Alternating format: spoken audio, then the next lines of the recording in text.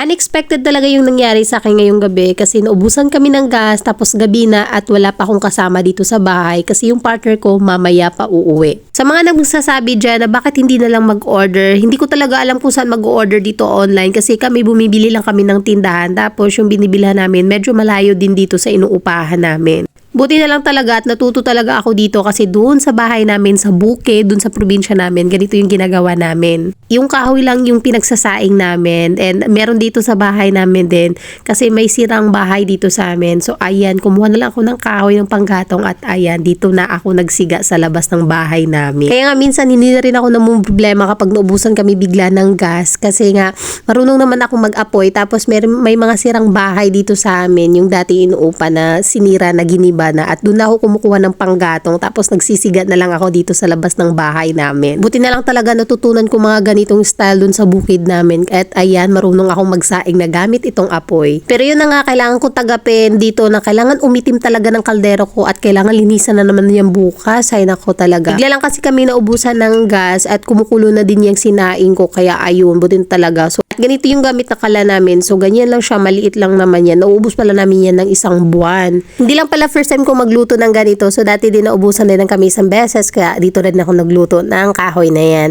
At dahil nga wala kaming gas, dito na rin ako nagluto ng ulam namin. Ay nako, kailangan ko lang talaga tanggapin na iitim talaga yung mga kaldero ko at kailangan ko linisan na naman bukas to.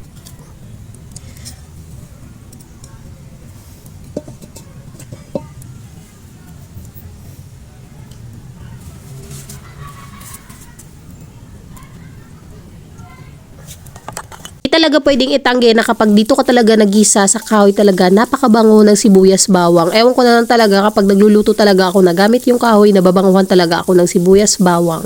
Tas feeling ko talaga masarap yung luto mo kapag kahoy yung pinagluto mo at hindi yung gas. Ewan ko na lang basta ganun yung pakiramdam ko o ganun yung palasa ko masarap kapag kahoy ang iluluto.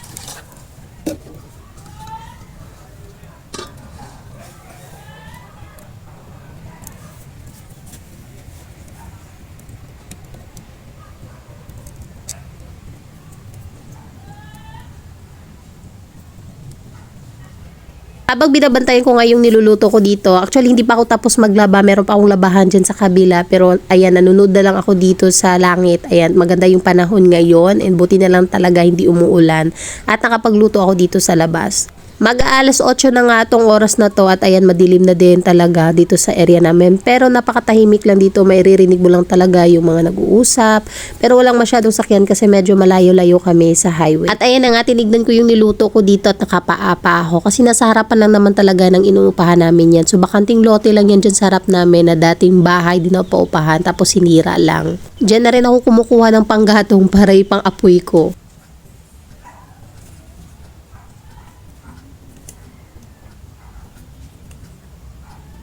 Feeling ko lang talaga dito parang nasa probinsya lang yung mga style ko, o di ba? Pero nakakatuwa lang talaga kasi nababalikan ko yung dati kong buhay. Nakakatuwa kasi kapag nasa probinsya ka, nako, napakaaliwalas ng isip mo. Tapos ewan ko ba talaga, basta iba talaga kapag nasa probinsya.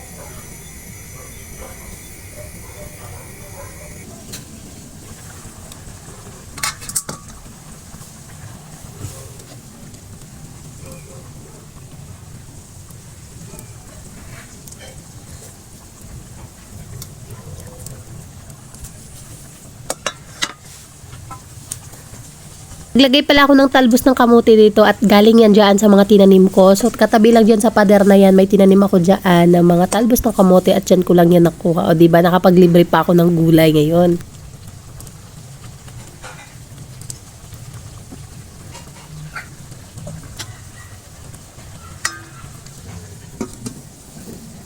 Kapag nakakita ako ng ganito, pakiramdam ko talaga parang nasa probinsya lang din talaga ako. Luto na din pala itong niluto kong munggo, tapos titikman ko lang yan kung tama na ba yung lasa. Tapos tatanggalin ko na yan, tapos ibabalik ko naman yung kanin para naman maluto talaga. Kasi tinanggal ko yung kanina para makapagluto na agad ako ng ulam. At nakapagluto din naman talaga ako ng ulam at kanin ngayong araw. Kaya kung nagustuhan yung video ko ngayon, huwag kalimutan mag-like and subscribe.